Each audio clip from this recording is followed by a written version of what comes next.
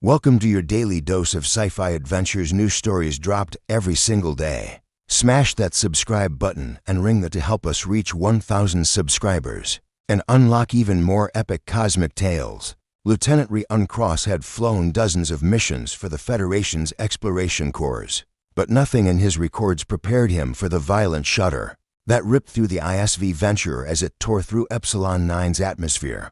A sharp alarm shrieked in his helmet, the seats buckling under the ship's desperate spin. He braced himself against the harness, heart hammering in his throat. Through the viewport, violet storms churned like cosmic maelstroms, lightning crackling. In ribbons of ultraviolet, brace for impact, he bellowed, though his voice was swallowed by the roar. The world turned topsy-turvy, metal groaned, and then everything went dark when consciousness returned. Rian tasted blood and felt the sticky coating of sweat on his brow. The emergency lights cast everything in a harsh red glow. He tried to lift his head, but a lance of agony shot from his right hip down to his toes. His arm felt heavier, unresponsive. "Sergeant Vale," he rasped. Beside him, the pilot stirred. One hand clamped to a gash in her thigh. Broken metal lay like molten splinters around them. He tested his legs. Nothing. Absolute stillness below. The waist, his breath hitched. Paralysis, a nightmare scenario. He fumbled for his comm unit. Dead static. The cockpit's electronics were fried. The dropship's beacon had gone offline. A sound made him spin. Through the crumpled fuselage, a figure materialized. At first, Rian thought his mind was playing tricks, light refracting through fractured windows. But the creature stepped forward, slender and graceful, bathed in the shuttle's crimson glow. She was humanoid, but undeniably alien, skin the color of storm-tossed seas, filigreed with bioluminescent freckles that flickered faintly like distant stars. Her limbs were elongated, her fingers tapered into delicate points. Dark hair tumbled over pointed shoulders, and her eyes large. Obsidian pools held a mix of fear and unyielding curiosity. Rian's training screamed to weaponize. He sought for the plasma pistol on his thigh, but his belt buckle had twisted. In the crash, his sidearm was unreachable. He froze, vulnerability surging in his chest. The creature tilted her head, as though pondering. Then she reached out, each luminous freckle blazing brighter when her palm pressed gently against Rian's chest plate. A soothing warmth bloomed beneath her touch. His ragged breath slowed. Pain dulled to a dull ache. "What?" Rian began. But the word died as he felt something impossible, a tingling spreading through his right leg. He willed the limb to move, a tremor then a twitch. He nearly laughed with relief. She withdrew her hand and watched him intently. Her voice sounded in his mind soft, melodic, reverberating with strange echoes, yet he heard no sound in the cabin. Only her thought image, Protego. Rian's pulse raced. Protego, a name, a command. He swallowed. "Do you speak English?" She blinked, as if surprised by the effort of communication. Then, in a breath that rippled through the air like a sonic wave, she whispered in his ear, "Protect." The word resonated an invocation. Rian realized she might not understand Federation protocols or the concept of language as he knew it, and he certainly didn't speak her tongue. Yet somehow they communicated. Warning klaxons shrieked. A panel overhead burst apart, showering molten shards across the deck. The hull buckled with a deep groan. Drawn by the noise, to quadrupedal, creatures had punched through the hull plating to feed on the shuttle's interior. Their jagged crystalline jaws snapped centimeters from Rian's face. He froze, terror rooting him in place. But Protego sprang forward, luminous freckles flaring. She raised a hand and laid it on the nearest beast's skull. A pulse of energy erupted, and the creature's body unraveled into motes of light that winked out like dying stars. The second beast recoiled, then vanished with a burst of bioluminescent mist when she touched it. "Two." Rian staggered backward. You just..." She turned to him, exhaustion lining her frame. Her freckles sputtered, dimming like embers after a fire. She swayed on her feet. "His rescue." He dropped to one knee. "Easy. You're hurt." He forced himself to his feet, gritting his teeth against the searing pain in his hip. Limping, he approached her, heart pounding with both awe and concern. "Lie down, please." Protego hesitated, then sank to the floor. Rian extracted his medikit with his good arm and knelt beside her. There was a tear in her tunic at her shoulder, a thin trickle of dark fluid leaking from beneath. He tore a strip of fabric from his undershirt and pressed it against the wound. The moment her skin felt his touch, her freckles glowed. A warmth spread, and the tear knit itself closed as if it had never existed. She moaned softly, relief, pain, gratitude woven. Together, Rian swallowed. He had studied alien anatomy, but nothing in his lectures had prepared him for witnessing biomorphic regeneration in real time. Outside, the shuttle shuddered. The predators were not gone, they'd merely been driven off. The jungle pressed against the fuselage, its outlines wavering through tinted glass stained by rain. Purple mist seeped through breached seams. The air crackled with static. Rian rose, voice firm. "I need to get us out of here. Can you move?" Protego pushed herself up, legs shaky but functional. Each step she took was accompanied by a faint glow. He glanced down at his own legs, numb tingles still lingered. But the worst of his paralysis had reversed. Her protective healing was more potent than any medkit. He hurried to the control console and yanked open an access panel. Circuit boards hung, wires severed, comms offline, engines toast. They were stranded. He turned to Protego. "Tell me your name again." She closed her eyes, concentration etching every feature of her face. In his mind, her voice resonated as a single word, Protego. Rian nodded. "Okay, Protego, we'll get out of this together." Her freckles flared, as if she understood. Behind her, Sergeant Vale stirred, groaning as she fought against the pain in her leg.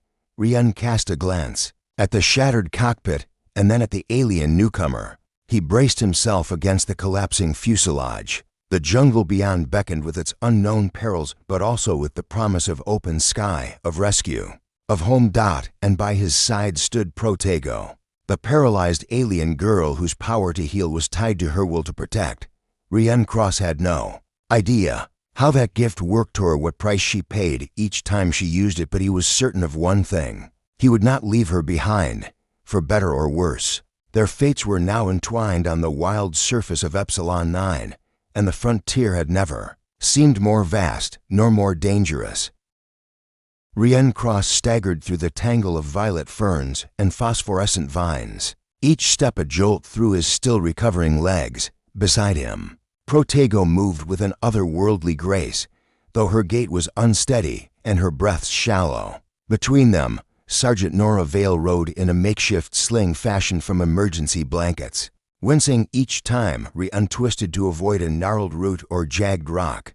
The canopy overhead frittered the dim dawn light into drifting motes of lavender and silver. The air was heavy with the scent of ozone and something sweet like alien nectar in the eerie hush. Even their footfalls sounded intrusive.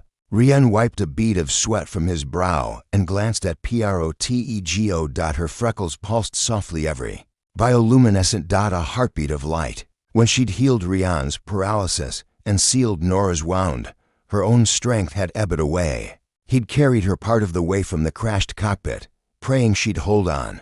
Now, with every step she took to protect them, the freckles dimmed further, as though draining her life force into some unseen reservoir. They came to a clearing dominated by a broken pylonic tower, an ancient, vine-clad remnant of Epsilon 9's long-gone terraformers. Rian recognized the shape of its upper control module, a backup power cell, possibly enough to jolt their beacon back online. He knelt beside a panel, pried it open, and stared at scorch-marred circuitry. "I can jury-rig this," he murmured, "but I'll need your energy to jumpstart the capacitors." He looked at Protego, whose step faltered as she set foot on mossy rock. "You okay?" She nodded. Though her eyes were glassy with fatigue, her freckles were now a faint blue-gray like embers just before they die. Rian swallowed. He knew what she was sacrificing with each protection, her own vitality. He knelt before her. "Protego, if I try this, it could drain you completely." Her head dipped, then rose, in his mind. Her voice sounded echoing. "Protect." She lifted her hand and pressed it against the open panel. A glow swept through the circuitry, and tiny blooms of electric light flickered along the wires. Sparks jumped in controlled arcs. Rian seized his tools and worked quickly. bridging gaps with conductive gel and rerouting power leads. The capacitors blinked green. The moment he connected the final bridge, a pulse surged through the tower. A low hum grew to a roar as dormant systems rebooted. The pylonic tower's antenna head rotated, scanning the sky, but Protego's support came at a cost. As the hum peaked, her knees buckled. Rian dropped his tools and caught her before she collapsed. Her freckles sputtered out one by one until her skin looked matte and cool beneath his fingers. She lay limp in his arms. "Protego," he shouted, pressing his ear to her chest. Her breathing was faint, irregular. "No," he croaked. His heart pounded. He'd brought her to the tower for backup power, but now she might never use that power again. He reached for his medikit, but there were no alien-grade stimulants on board. And rescue? The pylonic tower's antenna scanned up, down, around, searching frequencies in vain. In the cockpit, the shielded beacon transmitter lay shattered. They still had no way off the planet. Rian sank beside Protego, cradling her lightly.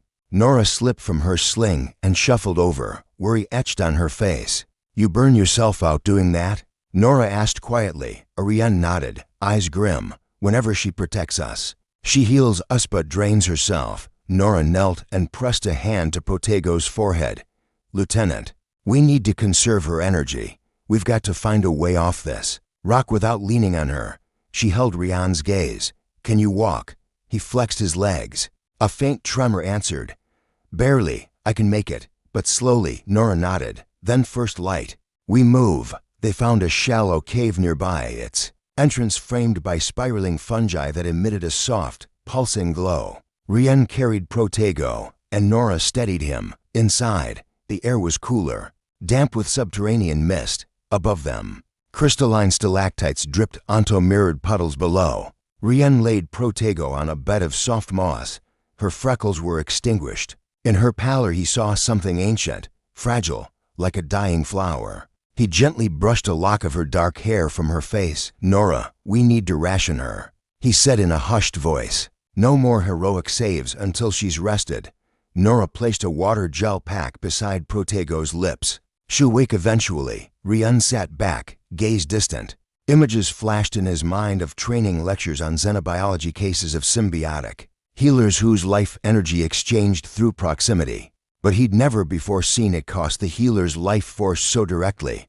Protego's gift was a curse. Outside, the mist thickened. The forest seemed to inhale as twilight deepened. In the gloom, strange calls echoed, a choir of distant screeches, clicking mandibles, and an occasional throaty growl.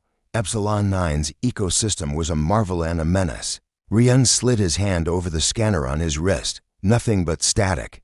He looked at the cave mouth, weighing options. They were too far from the crashed shuttle to return in one push before darkness fell. They couldn't stay here, fuel cells were limited, and Epsilon 9's nights were rumored to drop below -50. See, without Protego's warmth, Nora, and he couldn't survive long. He glanced at the recovering alien girl. Perhaps just a sliver of her light remained, maybe enough to seal a small wound, if either of them was attacked, but she needed to rest. He glanced at Nora. "We keep watch in shifts. I'll go first." He stood, looping his pistol and checking. "The safety, if anything comes, wake me." Nora settled by Protego. Cloak wrapped around the girl's shoulders. Rian stepped outside, pressing his back against the cave wall. The humid night pressed in. His breath steamed in the cool air. He closed his eyes, listening to the forest's pulse, the low drone of nocturnal insects, the sigh of the wind through alien leaves. Like the planet itself was alive. A rustle far off made him stiffen. He raised his pistol. Muzzle light carved a cone through the darkness. Shadows swayed. Nothing. He exhaled, a distant cracked wigs snapping under heavy weight. A silhouette emerged, a hulking form, fur slick with condensation, eyes glowing faintly. Red, it crept toward the cave. Rian's pulse raced. He raised his weapon and fired into the ground at its feet. A shock round dented the rock, but the creature paid it no heed. It advanced. He took a deep breath and aimed for the shoulder. The beast recoiled, yowling, and scuttled back into the darkness. Rian exhaled, adrenaline trembling through his limbs. He holstered the pistol. Inside, Nora lay awake, staring at the ceiling. She nodded once to Rian through the cave mouth. He returned and crouched beside her. It's quiet now. She stared at Protego, freckles still dark. She's strong. She'll wake. Rian placed a reassuring hand on her shoulder. First light. We move. We can't stay here. Nora closed her eyes and bit her lip. I know. They huddled in silence, each lost in thought about the fragile alien girl who had saved their lives at the cost of her own. Strength and about. The journey ahead, across unforgiving wilderness toward unknown dangers, depending on a wounded protector whose power came with a price. When at last Nora's breathing deepened into sleep, Rian took the first watch again. As he gazed into the violet haze, he vowed silently, Protego would not perish here. Even if it meant shielding her with his own faltering strength, he would protect her as she had protected him, for their fates were now bound by survival, by sacrifice, and by the mysterious bond of protector and guardian on Epsilon 9.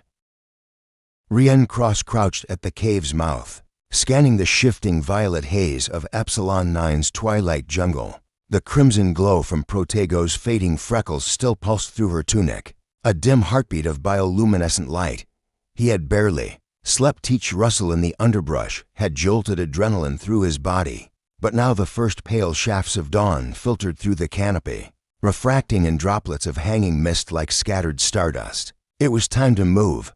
He lifted Protego in his arms again, cradling her against his chest. Each time he touched her, he felt the faint echo of her healing warmth, as though her life force lingered in his fingertips. Rian's legs trembled under the weight, but he refused to falter. Beside him, Nora Vale readied the makeshift stretcher of emergency blankets and supply packs.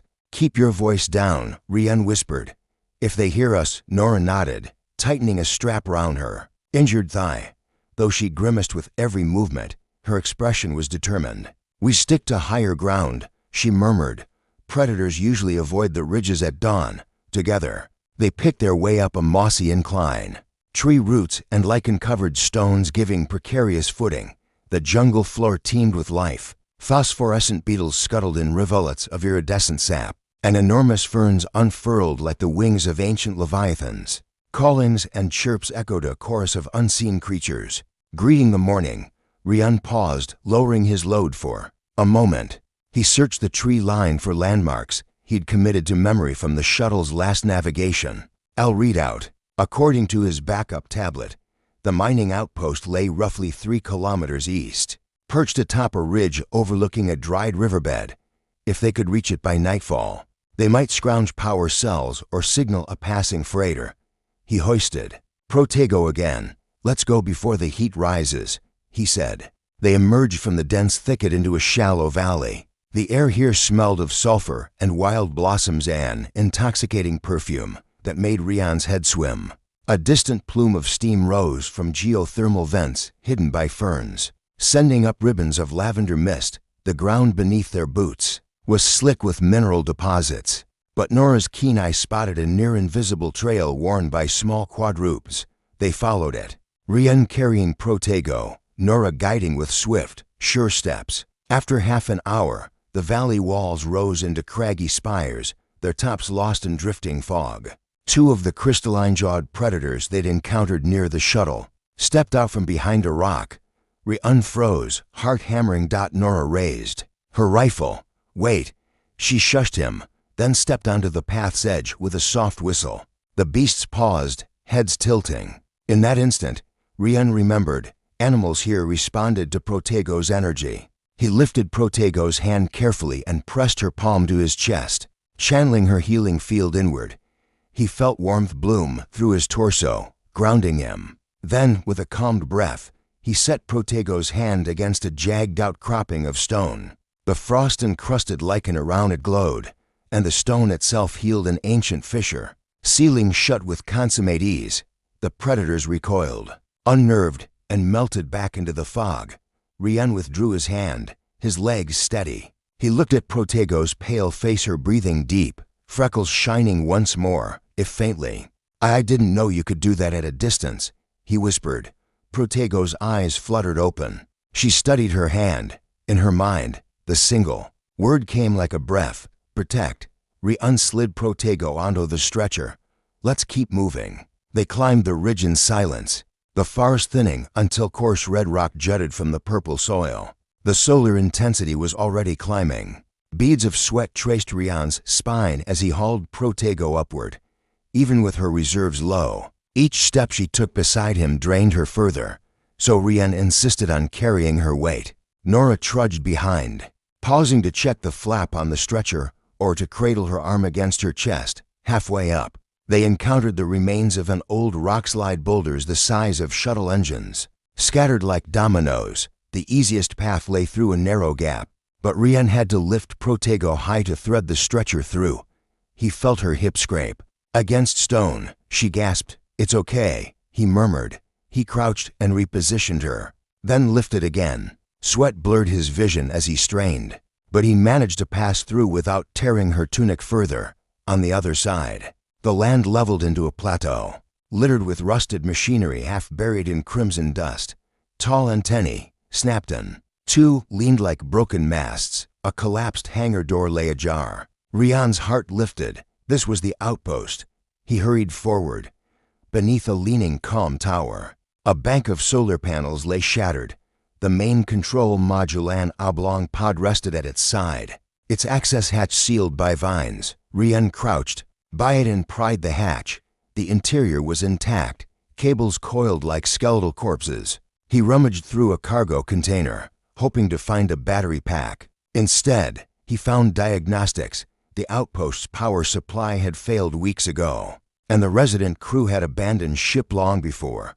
He rubbed his forehead. No power. No antenna network. "We'll have to improvise." Nora knelt beside him, hand hovering over the control pad. There might still be a backup emergency transponder separate from the main arrays. Sometimes they're housed in the engineering bay. Rian looked toward the collapsed hangar. "I'll check it out. You keep an eye on Protego." He hoisted his rifle and darted into the hangar, vines crunching underfoot. Inside, rusted maintenance bots lay frozen, cables hanging like entrails, past flickering hazard lights. A blast door led to the engineering section. It was sealed tight, but the manual release lever was still functional. Rian yanked it, and the door creaked open. Inside, the emergency transponder, an orange beacon no larger than a satchel, rested on a console. Its status light blinked red. Low battery. He grabbed it and checked the manual override. It accepted a direct power input if he grafted a cable onto the main reactor line. That he could do if he scavenged enough of the shuttle's power cells. He retreated and found two intact cells behind protective grates near the crashed Leviathan-class cargo hold. Rian lifted them, wincing as each weighed more than his helmet. The sun now sat high enough to glare through the hangar's shattered roof. Back at the comm tower, he cut into the reactor feed and wired the power cells in. Sparks flew. The transponder blinked green. He flipped the activation switch. A shrill whine cut through the plateau as the antenna ray beneath the mangled solar panels hummed to life. Nora and Protego emerged as he finished, her freckles glowing brighter with each moment. Rian yanked the unit to his ear. From the static, a voice crackled. "This is Starfarer 1. Responding to beacon signature in grid sector 12, state identification and threat level." Rian's throat tightened. "This is Lieutenant Rian Cross, of the ISV Venturer. 3 survivors, 1 severely injured, 1 paralyzed and in need of medical aid, 1 alien with extraordinary healing abilities. We require immediate extraction from Epsilon 9, silence, then static, then relief." "Copy that. Venturer, ETA 45 minutes. Hold position and maintain beacon." Rian sank to the ground. Nora exhaled in a shaky laugh. Protego slumped beside him, exhausted, but her freckles flared to life, as though buoyed by hope. Rian took Protego's hand. "You did it," he said softly. "You saved us again." In her mind, a smile bloomed. Protect. Above them, the alien sky burned with twin sunsets. Soon, the rescue ships would arrive. But for a few precious moments, Rian allowed himself to witness something more profound than survival. The fragile bond between a human lieutenant and a paralyzed alien girl, bound by sacrifice and healing, racing through a living jungle toward salvation.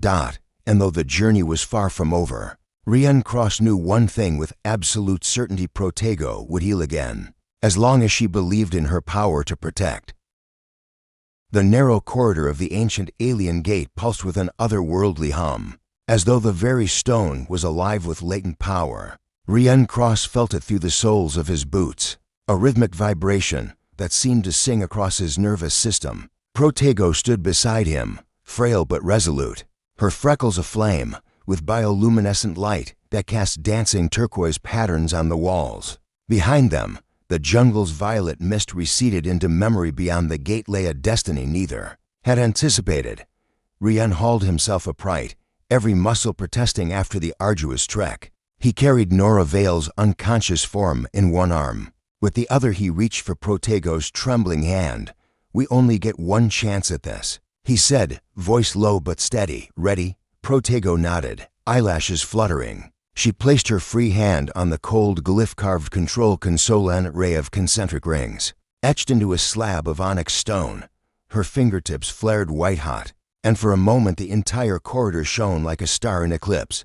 Then the rings began to rotate, sealing shut centuries-old cracks, and the gate's central archway shivered. An iridescent membrane formed in the gateway's frame, rippling with liquid metal sheen. Through it, glimpsed a starfield, 12 suns glittering against an obsidian void, their light reflecting off seas of silver that stretched to distant mountain ranges. It was impossible. Such a configuration was nowhere on any Federation star chart. Nora stirred in Rian's arms, groaning. He set her gently at Protego's feet. The alien girl knelt and laid a healing palm on Nora's shoulder. Rian watched in awe as the pale bruise on the pilot's arm blanched and faded. A trickle of blood ceased. Nora's eyes fluttered open, confusion giving way to astonishment as she stared at Protego's glowing hand. "Lieutenant, what how?" Nora whispered. Later, Rian said. He turned back to the gate. "Protego, we stepped through together." Her freckles sputtered with effort, each pulse draining her strength. She drew a shuddering breath, then nodded. Lips pressed tight, she lifted her arm and reached into the swirling membrane. A bolt of energy lanced through the corridor, and Rian felt the world tilt. Light exploded behind his eyes, then vanished into pure white. He tightened his grip on Protego's hand and stepped forward. When his vision cleared, they stood on a rocky promontory overlooking a vast alien city. The air was crisp and filled with the scent of unknown blossoms. Towering spires of crystalline metal caught the light of the 12 suns, refracting rainbows across the skies. Below, terraces of terraformed gardens cascaded down to a harbor, where sleek vessels floated above mirror-still waters. Rian exhaled, awed. This place was a monument to a civilization long vanished, one that harnessed the gate network to span galaxies. He glanced at Protego, whose skin had dimmed to a pale luminescence, her legs shaky as she stood unsteadily beside him. A soft rumble echoed from the terraces. High-pitched tones followed, an alarm or perhaps a welcome siren. From the cities, Hart emerged for figures tall and lithesome like Protego, their skin aglow with the same bioluminescent freckles. They carried slender staffs and wore robes inscribed with symbols that pulsed in unison. With the gate's ambient hum, Rian raised his hands in peace. "I'm Lieutenant Rian Cross of the Federation's Exploration Corps. This is Sergeant Nora Vale," and he looked at Protego, chest heaving. "Protego." The figures halted, staffs lowered. Their leader, a woman whose freckles burned brightest of all, stepped forward. She examined Protego with solemn eyes. Then, to Rian's astonishment, she raised a hand and laid it on Protego's forehead. A tremor of energy passed through the alien girl, and her freckles surged with life, brighter than ever before. Protego gasped and sank to her knees, freed from exhaustion. Her limbs straightened, strength returning as though she had slept 1,000 years. Rian steadily caught her under the arms as her skin radiated with healing light. Every wound he bore his shattered hip. The bruises and cuts from the crash tempered and dissolved where Protego's aura swept across him. The newcomers murmured in their own language, a cascade of musical tones that resonated in the air. Finally, the leader addressed Rian not with speech, but as a vision in his mind. "You have brought her to the threshold. She is the gate-bearer reborn, the protector. You honor her, and she honors you. Rian's heart thundered. Threshold, the leader nodded, freckles pulsing once more. In the gate-bearer's mind image, she showed visions of a dying world, ravaged by cosmic plague and torn by war, that had cast Protego's people into the gate network, dispersing survivors across galaxies. The gate-bearer's gift of healing came at the cost of life energy, but when a protector forged a true bond, her gift multiplied without draining her spirit. Protego rose, radiant and newly whole. She inhaled the alien air, then turned to Rian with a brilliant smile. He felt tears prick his eyes. You're safe, he whispered. Above, the sky trembled, the 12 suns aligned, sending a beam of prismatic light down the gateway. The city's spires responded, shooting streams of colored energy into the heavens. As though heralding a renewal, Rian looked to Nora, who stood awestruck, tears streaking her grime-smeared face. Should we call for extraction, Nora? Stamered. He shook his head, watching Protego among her kin. Not yet. He offered his hand to Protego. There's so much I want to learn about you, this place, your people. Protego placed her hand in his, freckles twinkling like the city lights.